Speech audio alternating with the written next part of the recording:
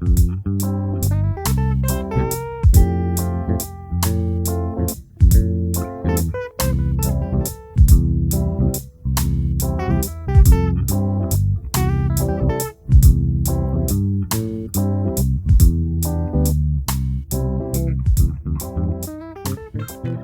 texte que nous étudions aujourd'hui est celui de Jean 5, du premier verset au 16e. Jésus demande au malade, veux-tu être guéri? Une fois n'est pas coutume chez Jésus d'aller vers le malade. On le voit dans ce texte, Jésus va vers le malade. Quelqu'un qui souffre plus de 38 ans. Jésus lui demande, veux-tu être guéri? Ce qui nous intéresse dans ce passage, et ce qui fait encore la particularité de ce passage, c'est que c'est la réponse du malade lorsqu'il dit, Seigneur, je n'ai personne pour me jeter dans la piscine quand l'eau est agitée. Et pendant que j'y vais, un autre descend avant moi. Jésus lui demande, veux-tu être guéri? La réponse n'est pas oui. La réponse n'est pas non. Mais plutôt, le malade indique à Jésus ce qu'il lui faut pour être guéri. Jésus lui répond au verset 8, lève-toi, prends ton lit et marche. La Bible dit aussitôt, cet homme fut guéri, prit son lit et marcha. Jésus pose la question, te demande, veux-tu être guéri?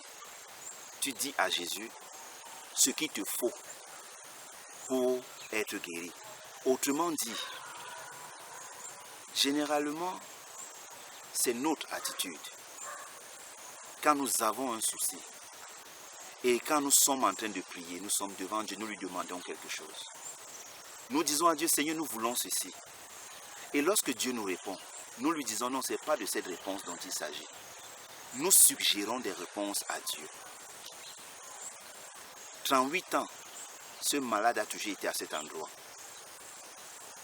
Comment du coup? Jésus dit, lève-toi, marche. Prends ton lit et va. Ce monsieur se lève et il s'en va.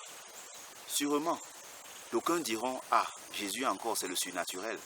Jésus encore c'est Dieu. Jésus encore c'est le Tout-Puissant. Jésus encore il connaît tout. Non, le texte ne nous permet pas de le dire, pas du tout. Tout au contraire, le texte nous permet de voir que Jésus a encore fait ce qui est non seulement évident, ce qui est normal, ce que tout le monde ferait. Parce que voici quelqu'un qui est malade, voici 38 ans. Sûrement il était guéri depuis. Mais comme dans sa conception, la guérison avait une autre définition. La guérison consistait à aller à la piscine lorsque la piscine était agitée.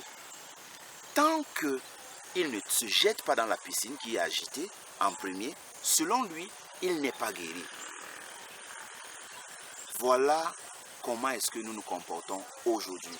Nous qui sommes malades, nous qui nous présentons toujours à Dieu, lui demandant, Seigneur, interviens dans notre vie. Nous avons besoin de ci, nous avons besoin de cela. Dieu nous répond. Mais nous ne pouvons pas, nous n'acceptons pas sa réponse. Et ce qui fait que nous restons dans notre maladie. Qu'est-ce que nous retenons dans cette partie? Jésus te demande, pour une fois il te demande, veux-tu être guéri? Veux-tu avoir la solution à ton problème? Tu dois lui dire oui ou non, et non lui suggérer une réponse. Jésus ne s'arrête pas à la réponse du malade. Il dit plutôt au malade, lève-toi, prends ton lit, va. Et c'est ce que fit le malade. Nous nous rendons donc compte que certainement, le malade était guéri depuis. Il a fallu simplement qu'il obéisse à l'ordonnance, à ce que Jésus a dit. Autrement dit, le malade serait resté là, la 39e, 40e, plusieurs années, sans toutefois se déplacer. Il serait même mort dans cet état. Mais pourquoi il trouve la guérison aujourd'hui? Il trouve la guérison parce qu'il a obéi simplement à ce que Jésus lui dit. Et Jésus ne lui dit pas ce qu'il ne sait pas. Jésus lui dit, en fait, le révèle. il lui dit que tu es guéri depuis. Change de mentalité. Vois ta situation d'une autre façon. Tu n'as pas besoin d'aller à la piscine.